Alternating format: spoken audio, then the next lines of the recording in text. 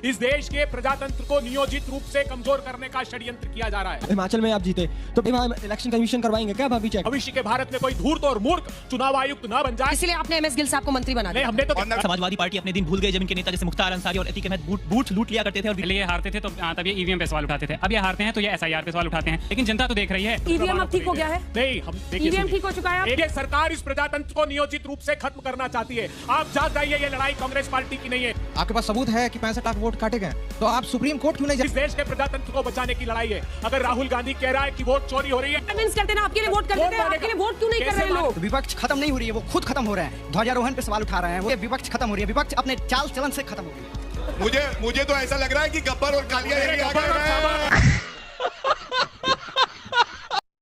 तो नमस्कार दोस्तों, आपका हमारे द फनमोज जनता न्यूज चैनल पे बहुत बहुत स्वागत है। तो आज की वीडियो होने वाली है बीजेपी के प्रवक्ता गौरव भाटिया की और कांग्रेस के भी कोई प्रवक्ता हैं उनके साथ होने वाली। ऑडियंस ने बहुत मजे लिए और बहुत पहला उनको बात यह थी कि वो ऑडियंस और जेन जी को बोल रहे थे कि आप जाग जाओ और नेपाल वाला दंगा फैला दो इस देश में और देश को माटी बना दो, देश को खाली कर दो।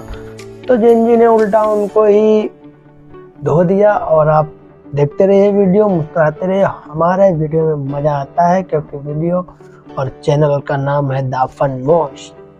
तो जिसने सब्सक्राइब नहीं किया वो सब्सक्राइब करे। धन्यवाद। ये टीवी वाले भाई पिक्चर चालू करो बे। आपको जीतना चुनाव है, जब आप हारने लगते हैं तो आप सब पर दूसरे चुनाव आयोग ये कर रहा है, वो कर रहा है। अरे आखिरी के दिनों में आप देखिए ना कि राहुल गांधी ने जो वोटर अधिकार यात्रा के जरिए एक पिच बनाया था, उसके बाद वो बिहार में प्रचार के लिए कई दिनों तक नहीं गए। बिहार के चुनाव का परिणाम जनादेश नहीं ज्ञानादेश है। अच्छा, कि क्या षड्यंत्र हो रहा है इस देश के साथ। 65 लाख वोट काट दिए गए बिहार में, टारगेटेड किलिंग की गई प्रजातंत्र की। जब पहली बार 12 राजनीतिक दल मिलने गए ज्ञानेश गुप्ता जी से, 2 महत्वपूर्ण बातें उन्होंने कही और उसके बाद तत्काल हम लोगों ने प्रेस कॉन्फ्रेंस की। सारे सांसदों ने ज्ञानेश गुप्ता जी के ऑफिस के बाहर 2 स्टेटमेंट उन्होंने दिए। उन्होंने कहा कि 20% वोट तो बिहार में कटेंगे, एक स्टेटमेंट। फिर ऑन रिकॉर्ड नहीं है ये। ऑन रिकॉर्ड आप ऑन रिकॉर्ड नहीं है, डिफेमेशन ऑन रिकॉर्ड नहीं है, डिफेमेशन केस फाइल कीजिए। ये कहने दीजिए ना ज्ञानेश गुप्ता जी को। आप एसआईआर के खिलाफ वोट नहीं जाने को तैयार है, सबको कह रहे थे डिफेमेशन फाइल करो, हम कुछ भी बोलेंगे। अरे क्या करूं मैं इसका? कॉन्फ्रेंस लिए और ये स्टेटमेंट एक बार नहीं 2 बार दिया है ज्ञानेश गुप्ता जी ने। कहाँ दिया? आप दिखाइए सर, 1 घंटे का टाइम है। अगर ज्ञानेश कुमार ने बोला है, दिखा दीजिए। पहले भी इन्होंने कहा कि 1 घंटे का वक्त है, वहां कोई कैमरा ले जाने की अनुमति नहीं थी। ये सांसदों ने प्रेस कॉन्फ्रेंस ली, दूसरा स्टेटमेंट दिया है। ये नियोजित रूप से इस देश के साथ षड्यंत्र किया जा रहा है। सर्वोच्च अदालत में एक मुकदमा चला। सर्वोच्च अदालत ने 2 मार्च 2023 को कहा कि चीफ जस्टिस नेता प्रतिपक्ष और प्रधानमंत्री चीफ इलेक्शन कमिश्नर को नियुक्त करते हैं। अगर सरकार कोई कानून बनाकर इसमें परिवर्तन करना चाहती तो वो कर सकती। क्या किया सरकार ने जानते?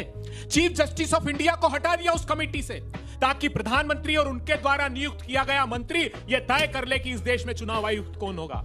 इस देश के प्रजातंत्र को नियोजित रूप से कमजोर करने का षड्यंत्र किया जा रहा है। चल बस, बुलाएगा क्या?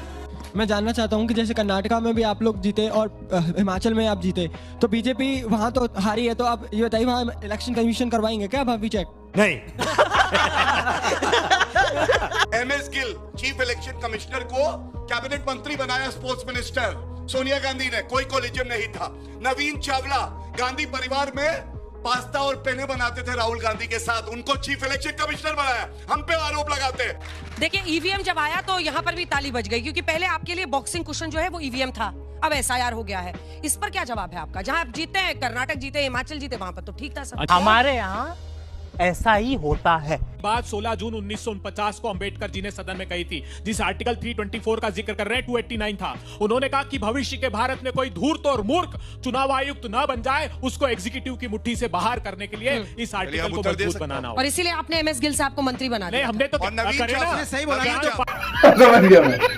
मैम, ये लोग एसआईआर पे सवाल उठाते कि धांधली हो सकती है, लेकिन समाजवादी पार्टी अपने दिन भूल गए जब इनके नेता जैसे मुख्तार अंसारी और अतीक अहमद बूथ लूट लिया करते थे और विरोधियों की हत्या करवा दी जाती थी। मैम, कांग्रेस अपने दम पर इलेक्शन क्यों नहीं लड़ पाती है? उन्हें हर इलेक्शन पे रीजनल पार्टीज का सहारा लेना पड़ता है। क्या कांग्रेस सच्ची एक नेशनल पार्टी है या बस एक कोऑर्डिनेटिंग कमेटी? गजब बेइज्जती है। आपने गौरव भाटिया से पूछा ना, आपने देखा कैसे 2 जुड़वा भाई आ गए, बीच में कूदने लगे, देखा ना? अब मैं आपको जो बताने जा रहा हूं, तो गब्बर आएगा तो जय वीरू आएंगे ही आएंगे। अगर गब्बर आया तो जय वीरू आएगी। ये वो जयवीरू का आइकॉनिक जोड़ी था, आप लोग मत उसमें फंसिए। कभी साइकिल पे चढ़ते हैं, कभी उतर जाते हैं आप लोग।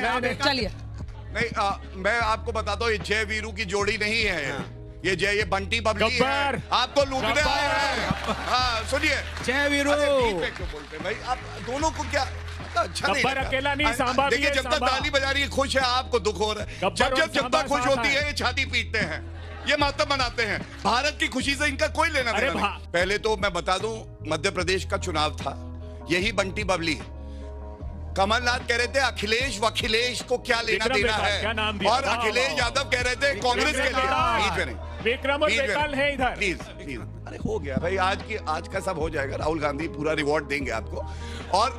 और अखिलेश यादव ने कांग्रेस पार्टी के लिए कहा बड़ी चालू पार्टी है, इसके साथ कुछ मत करना। ये बंटी बबली खैर पहले ये हारते थे तो तब ये ईवीएम पे सवाल उठाते थे, अब ये हारते हैं तो ये एसआईआर पे सवाल उठाते हैं, और ये भी कहते हैं कि इलेक्शन कमीशन इनके नहीं सुनता। लेकिन जनता तो देख रही है। क्या आप जनता में विश्वास बनाने में फेल हुए हैं? इसको आप क्यों नहीं मानते? पहले ही एक गंभीर प्रश्न लगा, वो कह रहे रोजगार का मुद्दा उठाइए, नहीं बच्चों का मुद्दा उठाइए, ये सब आपके समर्थक हैं। तो उठाते हैं। तो ये वोट चोरी से हक चोरी का मुद्दा ही है। आप hydrogen bomb, atom bomb, Rahul ji कहते हैं हाइड्रोजन बॉम्ब लेके आए हैं। हमने दिए प्रमाण। हमने कहा इलेक्शन कमिश्नर से, हमने कहा कि जो मधेपुरा का चुनाव है उसमें कर्नाटक में हमारी सरकार है। हमने कहा कि 11,956 डुप्लीकेट वोटर्स हैं। हमने कहा कि 40,000 फेक एड्रेसेस के वोटर्स हैं। हमने कहा कि बल्क वोटर एक एक एड्रेस पे 10,500। हमने पूरी लिस्ट दी, फेरिस्त दी। इनके पास इन्होंने कहा कि हमारे पास एक सॉफ्टवेयर है जो डुप्लीकेट वोटर्स को हम उस सॉफ्टवेयर के थ्रू पकड़ सकते हैं। आज तक सिंगल भी उस सॉफ्टवेयर को यूज करके डुप्लीकेट वोटर्स क्यों नहीं पकड़े? हम जब कह रहे हैं कि हमको ओटीपी ट्रेस दे दीजिए साहब, हमारी सीआईडी मांग रही है ताकि हम पकड़ लें कि कौन एक ऐप से। आपको जानकर आश्चर्य होगा कि एक सॉफ्टवेयर बनाया गया नियोजित रूप से वोट काटने का, तो वो पकड़ लिया गया कर्नाटक में। कुछ भी। अच्छा ईवीएम अब ठीक हो गया है? नहीं, हम देखिए ईवीएम ठीक हो चुका है। मैं सिंपल सवाल पूछ रही हूँ सर कि ईवीएम पर भी अभी शक की नजर रखनी है नहीं रखनी है?